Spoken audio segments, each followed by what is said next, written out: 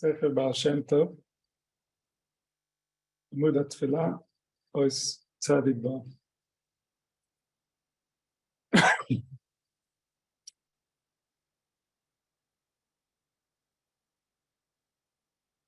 The process that creates us, the process how we create ourselves, is a defined process. It's a defined process because it happens also within the physical organs. It happens within physical brain, which means that there's a specific way of how it goes, from which area in the brain it starts, to which areas it proceeds, and this is how it manifests. And it consults all the organs as it manifests, and then it becomes what we are.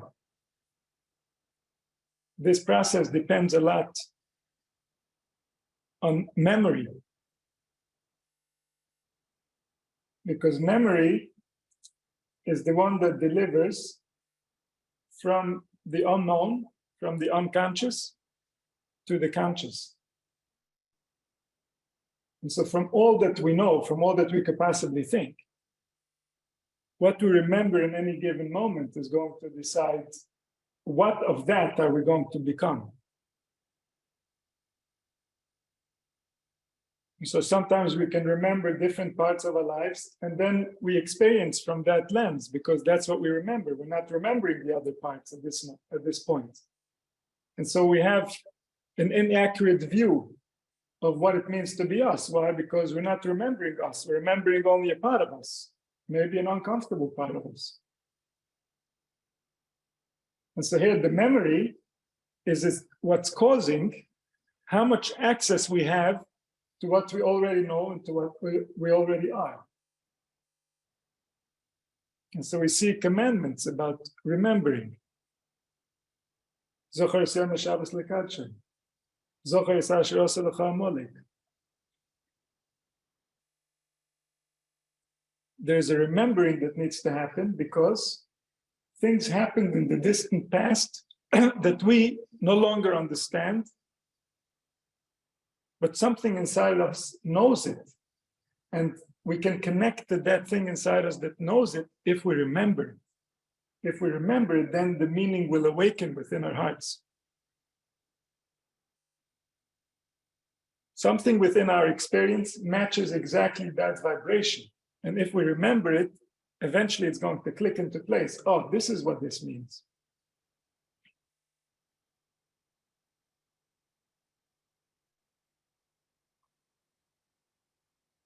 Since the Eitz Hadas Tevera, since we've been imagining evil, we've also been forgetting, because it was too heavy for us, a burden to remember.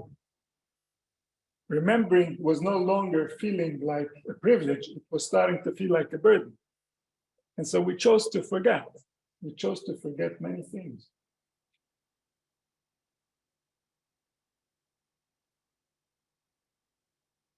And then we forget parts of ourselves, we forget parts of our soul. We forget what it really means to be us.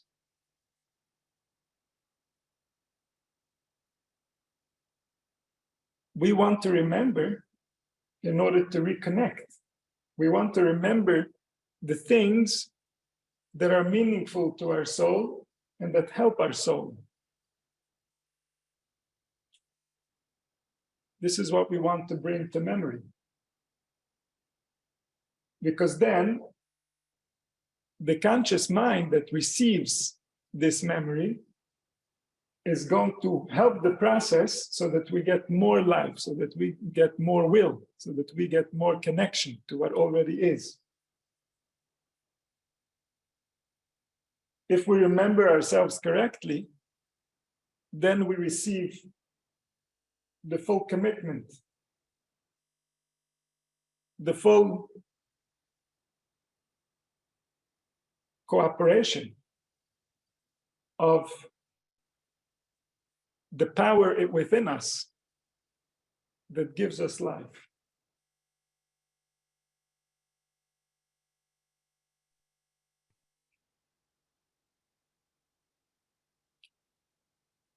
Remembering can happen by association, by things that we are not in charge of, by things that come indirectly, that come unconsciously. memory can also be directed consciously. This is what we do with speech. When we speak, we are directing memory. Right now, we are awakening memory. We're remembering something that always is, but now we're remembering it. And by remembering it, we see ourselves from that light. And by seeing ourselves from that light, we receive the life force that comes along with that perspective. We receive the spirit that's dressed up in that perspective. Then we act from there.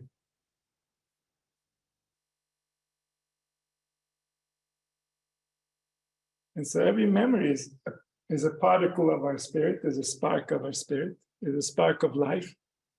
And as we remember, we are living through that spark. We're giving it life again. The sparks that appear against our will are sparks that have not found rest. They're sparks that still need an explanation. They're sparks that our soul has not yet digested. Our soul is not yet ready to let them go because it still doesn't make sense. It still contradicts the ultimate truth. Somehow we need to find an explanation so that this spark does not contradict the ultimate truth. And then the soul can digest that spark. The greater our truth, the deeper we go into the truth, the more sparks can find their home. The more experiences that we have had can make sense, because now we see the bigger picture. We see what was really going on, not what was going on in our minds while it was happening, but what was really happening. Now, as we are wiser, we can see that when we were younger, we weren't directing ourselves towards the truth. We didn't understand the truth. So now we can understand better why did what we did turn out the way that it did. There's a reality, there's a greater reality within which we were acting, and everything that resulted has to do with that greater reality. So the more we understand that reality, the more we can see why everything that happened needed to happen this way. It's just that we didn't understand what we were doing.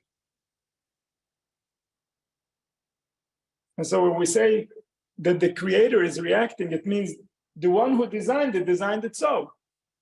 It's not that now he moved into your way, not now he made that decision. When he designed the world, that's when he got into your way. Because your way doesn't match the way that he designed the world.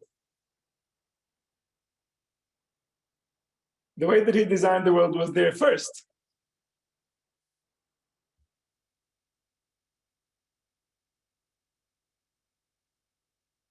And so when we try to remember ourselves, we want to remember ourselves in a way that is in accordance with the way the world was designed. It's in accordance with the way our soul was designed. That when we tell him that he is this, then it does for him the right thing.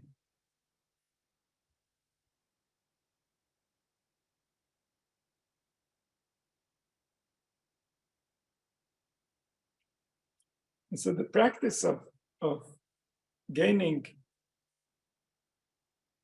spirit, the practice of improving our spirituality or creating a deeper perspective, this practice should result in us remembering ourselves differently, remembering different ways of what we think we are and how we think we should be viewed. If we are to gain spiritual depth, it means that we see ourselves in a way that we've never seen ourselves before. And then, of course, every human being we see in that light, because we're simply a human being. We're just one of them. There's so many of us. Whatever we are, that's what we all are. What we do and what we don't do is not what makes who we are. Who we are is something we have when we're born. And this applies to all of us. But none of us know what that means. It's us. You would expect us to know, but we don't know what that means.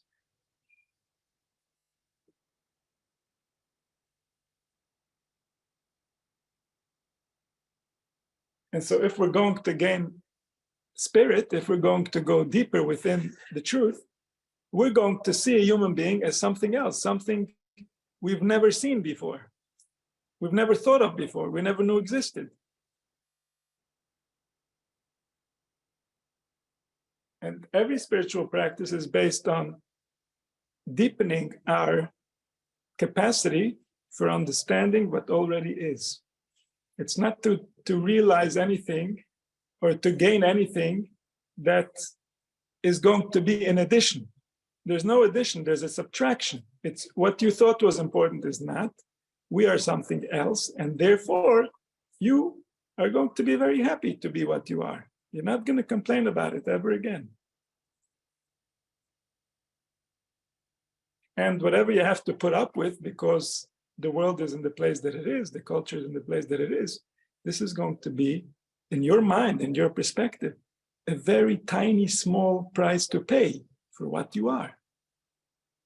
It almost won't matter, because you already have what you are. You don't need anything else. You already have it.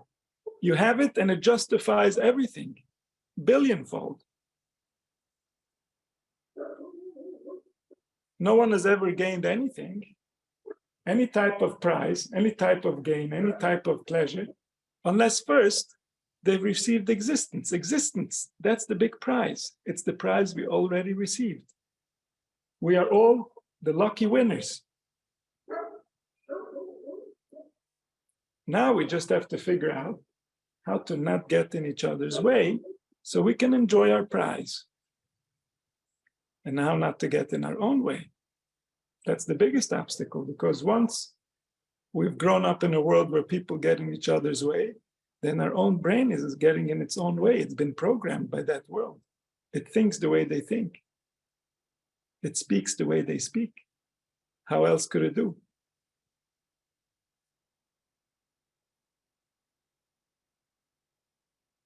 And so he says, "Kasher maschil odem leispalel miyad kishomer adinois fos hatiftach ashchina mislabeshes bo medaberes hadiburim." As soon as he comes to realization, he says, "Adinois fos hatiftach," meaning, oh, I'm a different type of entity. It's not the way that I usually think, which is, oh, I want to speak, therefore I say no. I was programmed by someone bigger to want to speak this in this type of situation. So that's Adinois Vasaitiftav. There's someone that made you the way that you are, and therefore you want to say the words that you're saying. And so as soon as I acknowledge this bigger one that was the one who decided how I am, then that force is talking. It's no longer me. As long as I didn't acknowledge the greater force, then it was me. Why? Because I was under an illusion. It was the illusion that was talking. But the moment that I acknowledge the way that I really am and I allow my nature to proceed, then it's him talking. The Shekhinah is talking. Who's the Shekhinah? The force that created us. Isn't it the force that created us that is talking through me? Who else could it be? And so if I decided that I'm someone, then what I say is no longer representative of the truth. But if I know that I am no one, then what I say represents the bigger one, based on the information that I have. As good as the information is, that's as good as my conclusions are.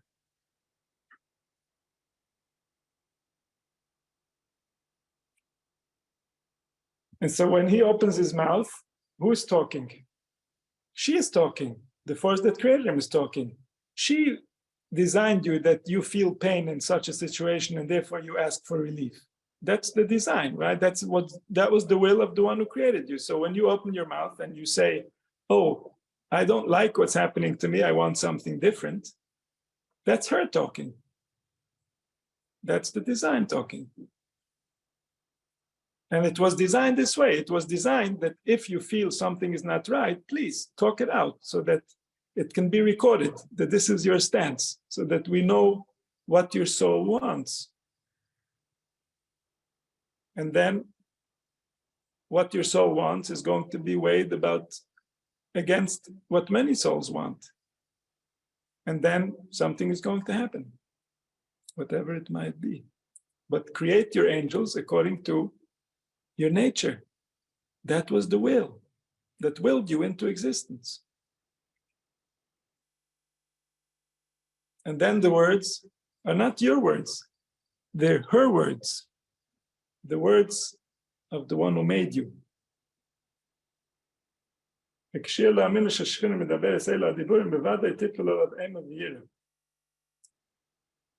a person could realize the way this really works, of course, he will be in tremendous awe. He will feel fear that something so big, something so mighty is dressing up in him in order to express something that's important to balancing out the worlds, to balancing out the souls, to balancing out nature. This is part of the process of nature.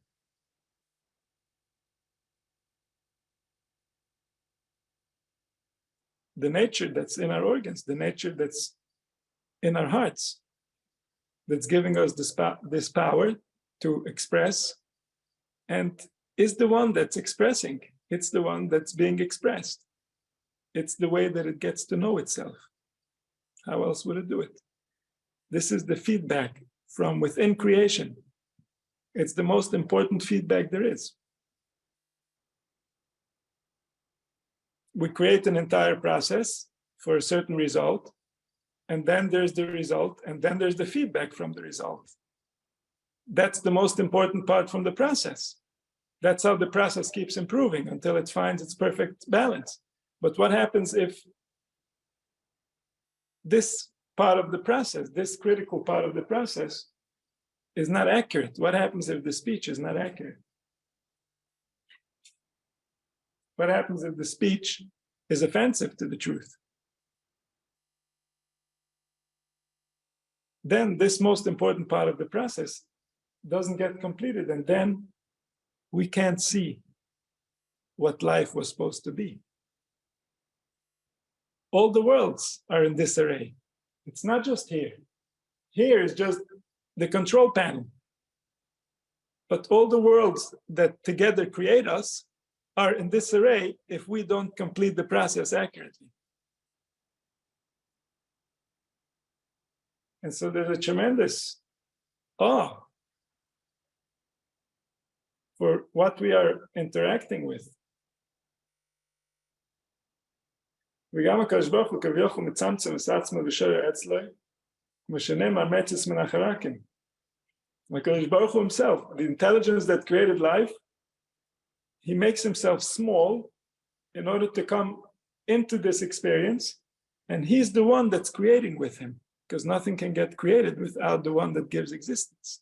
So the one that gives existence, he's the one that gave existence to the biggest angels, but now he's giving existence to words. And in these words, he is hidden. His will is hidden in these words. In these words, the light of what exists is being dressed in order to exist in a specific form. And so that's called Meitzes Menacharakim. He's peeking out from the cracks. So what are these cracks? From within the letters shines a life force, shines a will, shines attributes. From within these sounds, from between the syllables, you hear something else. Spirit is being transmitted.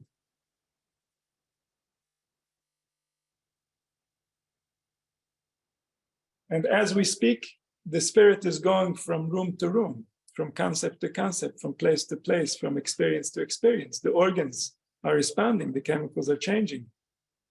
The body is different after each sentence, because the spirit is moving through the hallways. The spirit is moving through the halls. The spirit is moving within the world of thought, the world of experience. And so the body is changing accordingly in order to supply the spirit with a complete experience.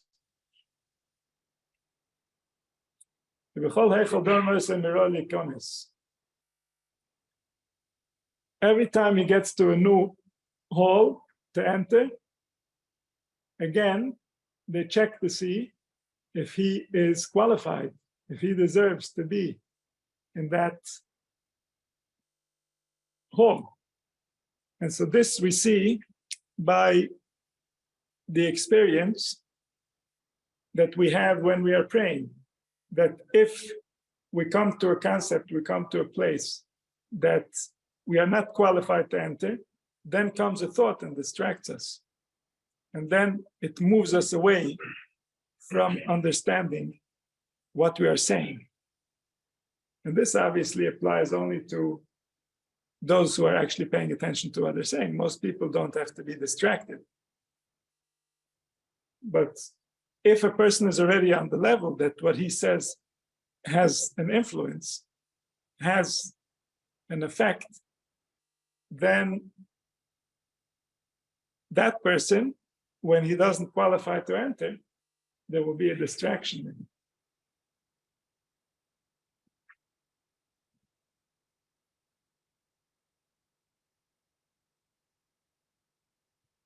ואם הוא יודע מעצם הליבוי, שדון נויסוי, באיז שנפלו למחשב הזרה, בוודאי מספר בכוונה, רק שישכח את דון נויסוי. So he says, if a person would remember that this is what it means when he's distracted, then he would pay more attention so that he doesn't get distracted. But he forgets. What we don't remember is not part of our experience, even if we know it. And so if we don't remember, if we don't live by it, if we don't include it in how we manifest our spirit, then it doesn't count, it doesn't apply. And so when we forget what it means to speak, then even though we know somewhere that our speech has an influence and speech is important, but we don't feel the effect because we are too concerned with things outside of ourselves. So we don't realize how much the body is changing when we speak. We don't realize how much the heart is reacting, how much different sensations are changing based on what's being said. And so therefore, we disregard the importance. We don't remember. If we don't remember, then our speech is not going to be as accurate as it should. We're not going to calculate properly before we speak. And so this brings us back to the connection between the unconscious and the conscious, which is through remembering. What do we remember? What do we remember about ourselves? What do we remember that we are? What do we remember about our species? What do we think it means to be human?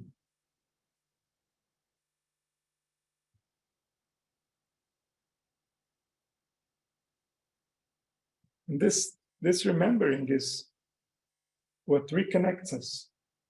As we remember ourselves more and more, we can return. We can return to the truth that when we were born, we all knew. We knew it within our organs. We didn't know it as information. We knew it because we were it. Something inside of us was communicating accurately between the organs. And then as we grew up, as the culture infiltrated our minds, we reprogrammed away from the truth. And now, when we get to realization, we want to remember. We want to remember again what we already forgot. Because we got so busy remembering things that weren't really part of us, that weren't really related to the soul, that weren't really meaningful. We filled our memory with things that are not meaningful, and by doing so, we forgot the meaningful. We forgot what's really attaching us to something real, to the place where we came from and where we're going back to.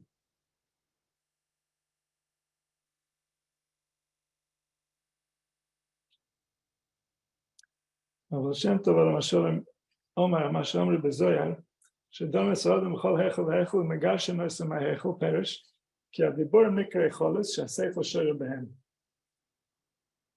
The Zohar says that a person is judged before every hole, like we said before. Before he goes into a concept, he gets judged if he deserves to enter. If he doesn't deserve to enter, he's going to have a thought that's going to distract him. And so the Baal Shem Tov explained that words are holes of intelligence. Because the intelligence, in order for it to manifest, if it's going to be within one individual, it will manifest as thought. And sometimes even wisdom can be beyond thought. But if we're going to manifest amongst multiple individuals, it's going to be in the form of speech, the form of words. And so the words are going to be the holes, and within those holes are the light of intelligence that fill these words. The person, as he's praying, he goes from letter to letter and from word to word.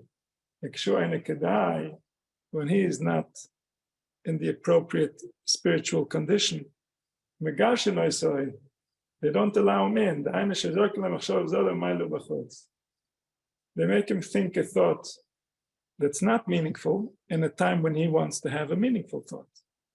And then by doing so, we didn't allow him the influence that he naturally has on the spiritual decisions that are happening at all times. Because they're not decisions that happen like in human form. Human form is like a metaphor. In the reality, the decisions happen simply when there's an interaction between forces. So every interaction is going to result in one force somehow affecting the other force. And those interactions happen according to the original design. And so all these interactions, as they're happening live, they're happening in real time. Based on that, reality comes forward. So if I'm having a thought, that thought is going to be absorbed by all my organs. There's going to be consequences. There's going to be changes. There's going to be updates in my settings as a result. And so that process is manifesting the thought, and then from there continues to manifest and to change who I am, to change the vessel that I have to receive my essence. And when I don't have access to a meaningful thought, I don't have any spiritual control. If all I'm thinking about are things that are outside of me, how much I would like to have things, or how much I would like for things to be different, then I'm not sending any meaningful thoughts that might actually result in anything happening for me. In the spiritual nature of how things work, I'm not helping myself with those thoughts. I'm wasting my time. Maybe even I'm losing energy with those thoughts. And so when a person is worthy, when a person is ready to have influence in the spiritual realm, meaning that he understands the nature of things, he understands where the real importance is, then he gains access to these halls. He gains access to real concept. He gains access to the heart that can say the words with real intention. And then those words have an impact on the soul. And every impact on the soul directly affects all the heavens. The heavens work for the soul. The soul is from heaven. That's where she comes from. And so all the heavenly angels are cooperating with the soul. If we convince the soul, then the angels will fulfill. But if we are concerned with things that are not in the realm of the soul, that are not within the capacity of the soul to give us, if we are nagging our soul for things that it cannot give us, then we make no progress with it. The soul cannot do those things. The soul was not based or built for this. This is a manipulation that's happening now. But this is not the nature of the soul. And so that just frustrates the soul. Then we're going in circles. We're not really gaining access to the power of the soul. The power of the soul we can have access to when we're speaking to her in her language. We are asking of her meaningful things. And meaningful things relate to prayer. Prayer means that we want to direct the will. We want to give feedback. We want to give accurate feedback to what's taking place within the experience so that we can adjust it, so that it can come to its right conclusion, so that we are expressing our soul. We're expressing our heart. We're expressing what's really taking place so that we can gain support in accordance with that interpretation, in accordance with that way of expressing the reality of that moment. And so the more pure the intention, the more the will of the heart is committed to what's being said, the more the influence. Everything goes to the soul. It's your own soul that you need to convince. You don't have to convince anyone else. You don't have to convince any other human being. If you've convinced your soul, you have sent a direct message to the heavens. And the heavens can fulfill based on the condition of your soul, the condition of the other souls who might want different, and the general collective purpose that is the will of a soul that's always being directed, that's always being manifested. That's the driving force that allows for all this to take place. So we can access that place, and we can place a will. We can plant a seed within the collective simply by convincing our own soul. Our soul is part of the collective. If our soul really commits to something, then that's the beginning of a commitment of the collective, assuming there's no opposing will that's going to go against that will. And then there's a question of what's the better will? What's more suitable for this time, this place, these people? And all the different calculations that the designer already pre-designed. He doesn't change. He doesn't decide on the details now. He decided on all the details way before everything started. And then it plays out according to the design. The design is perfect, and therefore everything that plays out is perfect. To believe in him means to believe that he designed perfectly, and therefore everything that comes as a result of our input is accurate. If our input is not right, the results will be painful. And that's accurate. If our input is accurate, the results will be perfect. That's to believe in the Creator. Because the Creator willed it into existence. If we believe in the will of the Creator, we believe that this is the way it must be.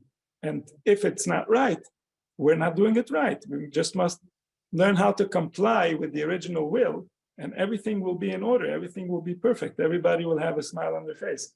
If we don't believe that, we don't believe in the Creator. Then we believe that the Creator somehow missed.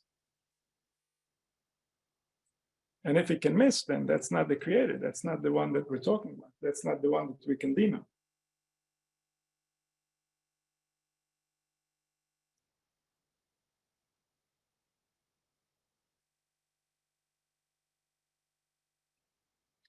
כשנפלס למחשב הזרה, this on the same subject, אזי יסבויש שעד מועד כדח פורס המהך למלך, ויושב בתוך היכל לבוש רבא, והכנו גדול לעד מועד, כמחשב הזרה יראה כמו מועד ממזר.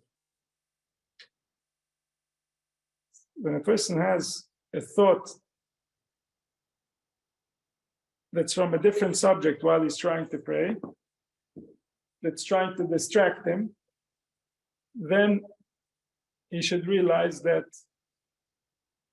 there's a reason why he's being distracted. Something in his heart is not pure. Something in his desire is not accurate, because how can it be that something of less importance is suddenly mixing in with something that's so important? And so then he should make another attempt, but this time he should come with humility, realizing that he's trying to accomplish here a very big thing. He's trying to gain access to something that's very powerful, very real. And so the more he'll take it as real, the less likely that any distraction is going to come in his way. If there's a distraction, it's because part of him doesn't really believe in what he's doing. Part of him doesn't really believe that his words are going to make a difference. And so therefore, something else might come in while we're doing this, while we're pretending to do something, we might as well think about something else. But if we're actually doing something, then of course, how can we think about something else?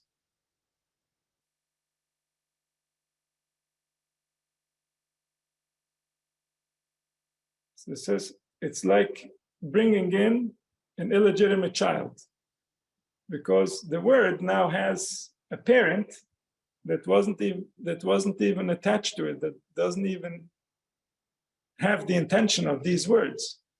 And so something is wrong over here with the child that came out from the thoughts. The child is not accurate based on its parents. Because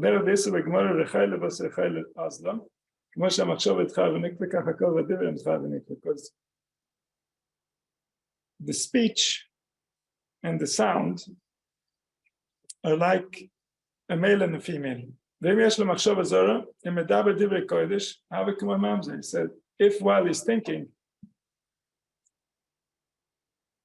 about different things, he's speaking to the Creator, the child is like an illegitimate child. Something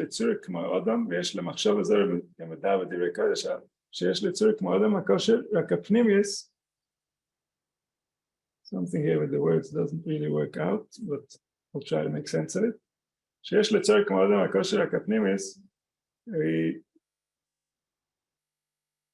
I'm missing some words.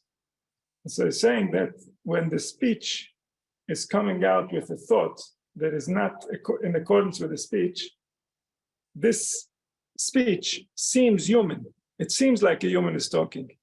But for a human to be talking, we must have the human think the words while he's saying them. Otherwise, it's not a human talking. Otherwise, something else is talking. And so therefore, this child, this speech is like an illegitimate child. It doesn't have real parents. It doesn't really belong.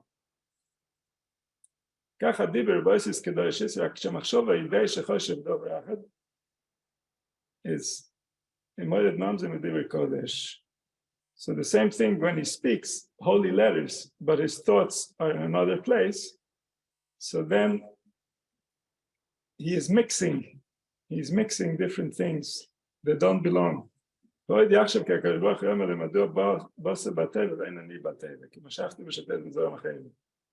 He says the speech is like the wand of the king. And so when the king uses his wand, it has to be accurate. If somebody is going to use it in a place where it's not really the king that's using the wand, then he is violating the dignity of the king. And so if you're using speech and your thoughts are not with your speech, then the king comes and says, how can you use speech if I'm not there? I means that this went in the order of human manifestation. Your heart felt, your mind thought, and then you spoke. But if your heart didn't feel and then you spoke, then I'm not there. That's not the way that I designed you. If your thought was not there and then you spoke, the king is not there. That's not the way I designed you. You're something else. You're pretending to be something. And so it says, it's like the Creator is coming and asking for his speech back. Don't say words if you don't mean them. Don't say words if your mind is not with it. Who do you think you're fooling? I'm supposed to be in the words. Then the words have the spiritual effect. Then they can have an effect on the heavens. If I'm not in the words, if they're not real, if they're not coming from the heart, if your mind is not thinking what you're saying, of course, there's no impact because there's no soul, because there's no reality, there's no agreement here. And therefore, how would it have an impact? How can it possibly do anything? Where could it possibly go? It doesn't even mean anything while it's happening.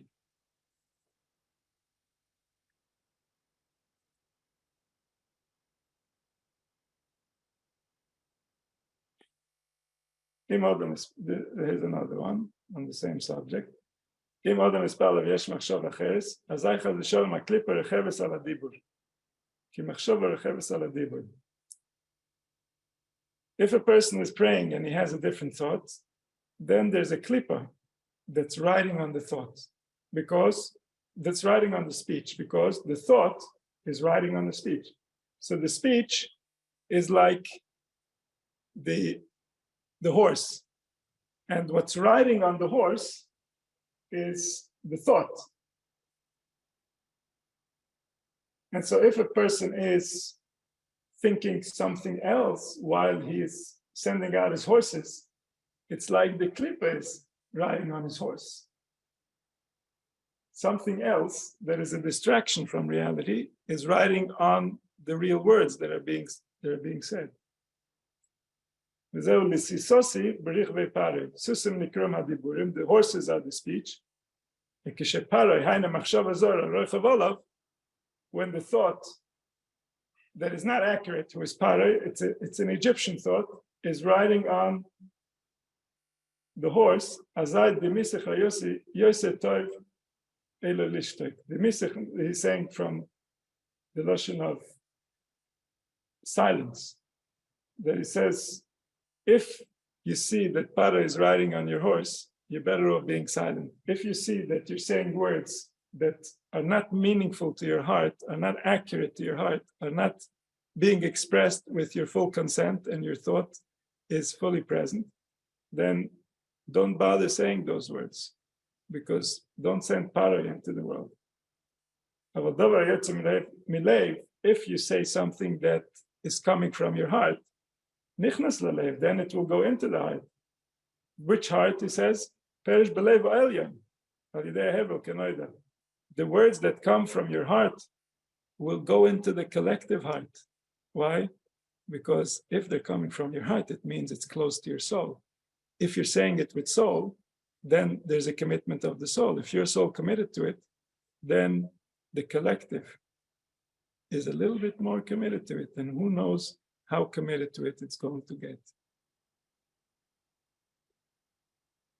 And then there's the physical process of the hevel, that every word that we say, we're releasing within the ear as we're exhaling. Because always when we speak, we're exhaling. Can't speak while we're inhaling.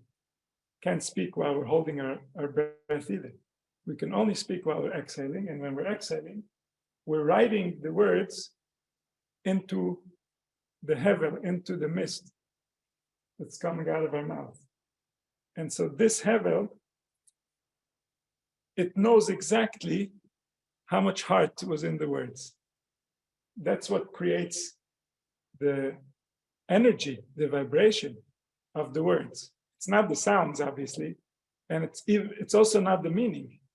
It's the commitment of the heart to the words. And then we can listen to someone speaking, and we can see how he's saying the words. Some of the words he's saying with more heart. Those words, the hevel of those words are different than the other words, because the heart is riding within. And then this is what gets released into the collective, into the air. The air is the collective brain. We're all neurons within that brain. Now the neurons are talking to each other. Who knows what they're going to decide? And then the collective, the air, is where the brain thinks. The big brain is thinking in the atmosphere. And then it's also thinking in the solar system. It's also thinking in the galaxies. It's also thinking in all that exists. It's one big thinker that's creating.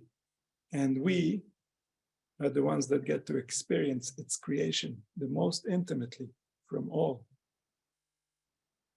Only he, the one that we can't even relate to because he's so remote, he experiences it all much more intimately, of course. But the way that he designed creation itself, we are the epitome of the experience. We are at the very top of where there is to be. And we get to be here for a very short time. And what we do here is infinitely meaningful. And then the question becomes, can we remember who we are Can we remember what we're doing here? Can we remember what we want while we have the ability to do it, to have it, to make it, to be it, to know it, whatever it might be? All of it here now, it's available. It will not be available forever. And then we'll know, but then we cannot do. Then we'll know, but then we cannot say. Then we'll know, but then we cannot think. Now we can do all those things, and they're infinitely meaningful. What do we want to do? What's worth it from the perspective of our soul and its infinite glory, not from the perspective of our soul while it's stuck in a body and it's being beaten around, from the perspective of a soul that has no problem and has no issue. But what would it be proud of? That it happened while it happened. That's the big question. That's where we want to invest. What words would it want me to say? What's the most accurate feedback I can give from this God-forsaken place so that it's going to be a little bit less God-forsaken, so that God can return, so that order can return, so that love between human beings can return, so that it can be safe to love human beings. And so this all depends on what do we remember? What do we think a human being is? What does it deserve simply for the fact that it was born? What does it deserve simply for the fact that it's a member of our species? What's the minimum? What's the bare minimum that it requires to have? And if it doesn't have that, we should be outraged.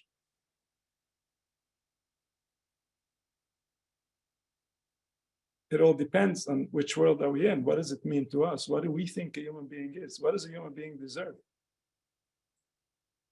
How are you allowed to behave towards a human being? How are you allowed to speak towards a human being?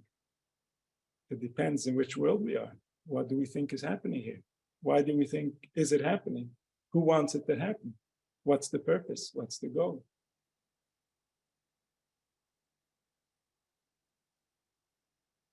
And so when words come from the heart, they go into the heart, not simply the human heart. The human heart today, very difficult to reach, might not go in there. It will go into the real heart, the big heart, to the heart that really cares, to the heart that's the most sensitive of all the hearts, because it carries all the hearts and it cares for all the hearts and it feeds all the hearts with life at all times. That heart. There's no heart more sensitive than the heart of the collective that is feeding all the hearts. And that heart is looking for a heart that can be a little bit more sensitive so that it can reveal its pain, so that we here can understand the real will and how it's being violated every day. Because our hearts are not ready to listen. Our hearts are distracted. Our hearts are saying words that they don't mean. It's all part of the culture. It's all part of the way we see life. Life has lost its depth. It's lost its connection. It's lost its meaning. And so then humans lose their power. They have no impact on what's taking place on the planet. Things that shouldn't be happening are happening. Things that should be happening are not happening. We've given away our power. We don't believe, we don't remember who we are. We're being told we're something else. And we have all the proof in the world to prove it. Look how humans are behaving. It must be that that's what they are. They must know. What do you say? They don't know? Yeah, that's what I'm proposing. They absolutely don't know.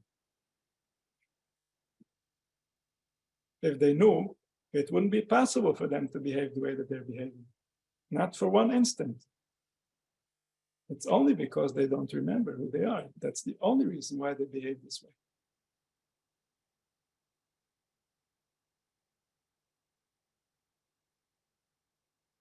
And so then there's no heart. There's no heart. Then we can't convince the greater heart, the collective heart. She's no longer happy with us. She's waiting for us to remember. She's waiting for us to return.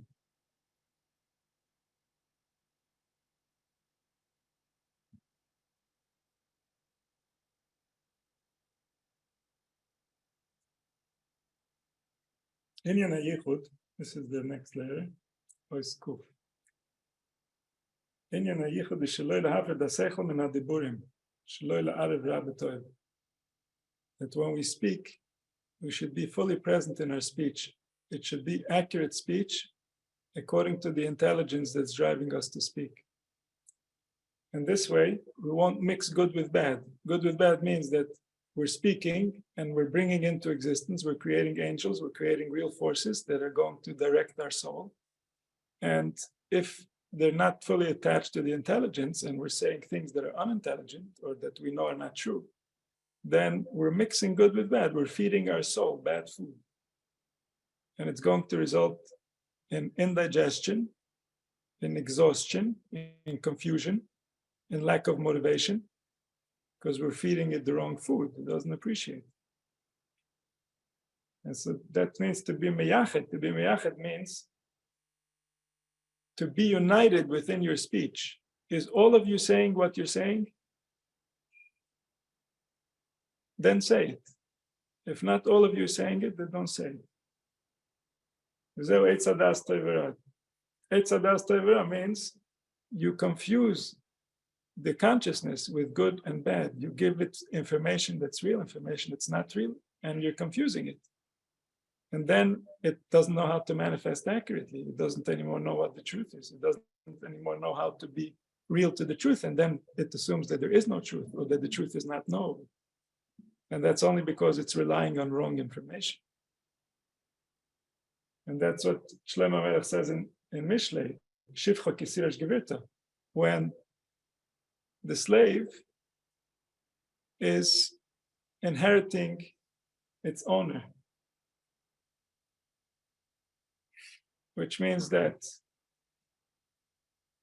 there's a truth, and the truth created the world, and the truth invested a tremendous amount of energy in order to allow for all this to take place.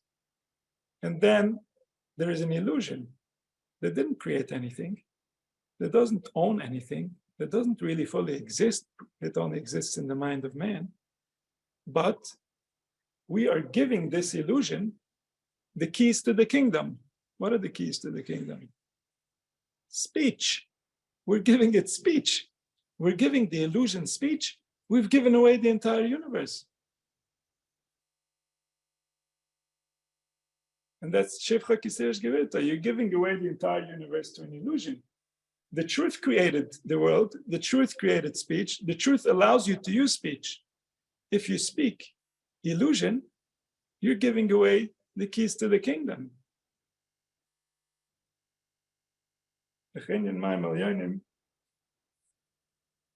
Not sure what he means with that. He didn't give us any further explanation. But maybe it has to do with, I think I know what it means. That when the world was created, the waters were separated. That some of the waters stayed above, and that's like the spiritual water, which is the midah of ahava and chesed, love and kindness, that represents the spiritual water, that remained in the heavens. And the lower water is the water that came into this world. And that has to do with the love and the kindness that happens in this world, which usually is very tainted. It's kindness that has an intention of some type of repayment, that, yeah, I'm being kind, but I'm going to get for it something somewhere. That's not real kindness. And the love is usually because we want to use someone or to get something from someone. So it's not really love that we're expressing. We're expressing some type of a desire that we have for ourselves. And so the love and the desire that came down into this world are contaminated compared to the love and the desire that resides in the higher worlds. And so therefore, it says that the Mayim HaTachtonim are crying. The Mayim HaTachtonim boichin. Gamanon be'inon demehave kodem malka. We also want to be in front of the king. So the waters, the midas that came into this world, the kindness and the love that live in this world, they cry, they say, we also want to be in front of the king. We also want to be pure. We also want to be like the Mayim Elyonim, that are the spiritual love and the spiritual kindness. And so he's saying, in a similar way, that intelligence is like the Ma'im Elyonim. Intelligence is the higher level of speech that is always attached to the source. If there's no desire from the source, there's no intelligence. So intelligence is always receiving from source. And so he resembles the Ma'im Elyonim. The speech is the part of the intelligence that came into this world. And the part of the intelligence that came into this world is being abused, is being used for all kinds of purposes that are not accurate. And so he's crying, the speech is crying and saying, hey, the intelligence that is above is always attached to the king. And me, look what people are doing with me. They're always separating me from the king. And so he cries and he says, I also want to be in front of the king. I also want to return, to be accurate, to be attached to the truth, to serve the truth.